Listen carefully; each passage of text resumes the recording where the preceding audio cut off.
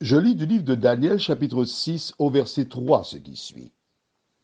Daniel surpassait les chefs et les satrapes parce qu'il y avait en lui un esprit supérieur et le roi pensait à l'établir sur tout le royaume. Prions. Notre Seigneur et notre Dieu, alors que nous allons continuer la découverte de ta parole, nous réclamons plus que jamais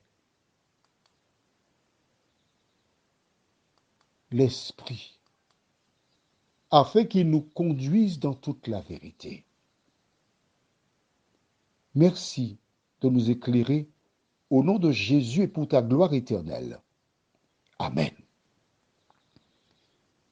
Voici Daniel qui a été donc il fit partie du gouvernement de Nebuchadnezzar. Il était une source de bénédiction pour ce dernier. Belshazzar, quand il arriva à ce poste, l'ennemi qui a vu que Daniel empêchait à son plan de se réaliser, incita Belshazzar à le mettre de côté. Il n'était pas utile. Et voici le roi Darius plus tard, qui récupère Daniel et qui pense le placer à la tête du royaume. Pourquoi?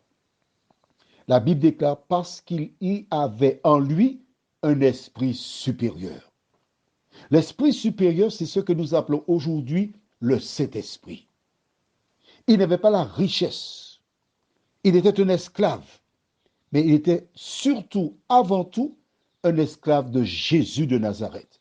Et quand le Saint-Esprit entre dans quelqu'un, elle est supérieure aux autres. Attention, on s'entend bien.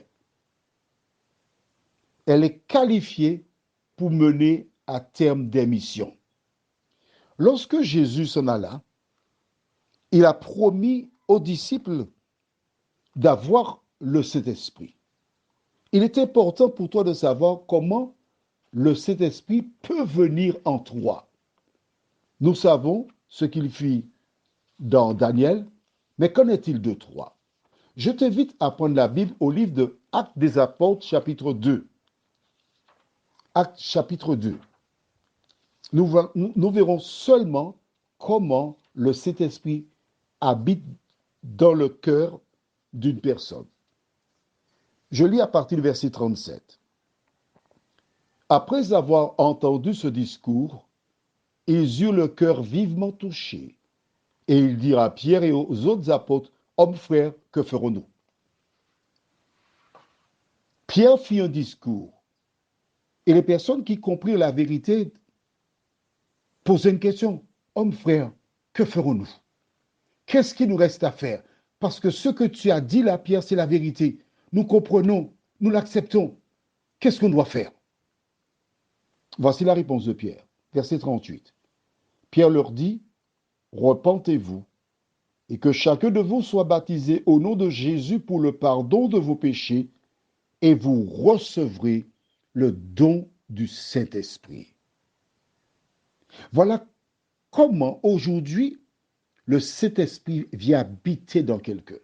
Les conditions sont un, repentez-vous, reconnaissez vos erreurs.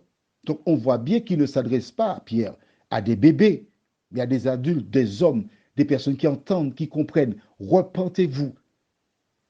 Condition sine qua non.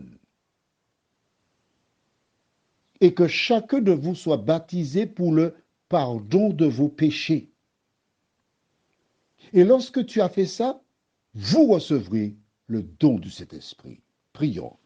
Notre Seigneur et notre Dieu, nous découvrons à travers l'histoire de Daniel pourquoi il avait un esprit supérieur. Merci pour ta parole. Merci de nous aider à continuer chaque jour à grandir dans cette parole, à vivre de cette parole. Aide-nous à reconnaître nos erreurs, à nous repentir, à obtenir le Saint-Esprit en nous, de telle sorte que nous soyons une lumière Quel que soit le lieu où nous nous trouvons, nous t'en prions, au nom de Jésus et pour ta gloire éternelle. Amen. Je te souhaite une bonne nuit et pourquoi pas d'obtenir le Saint-Esprit.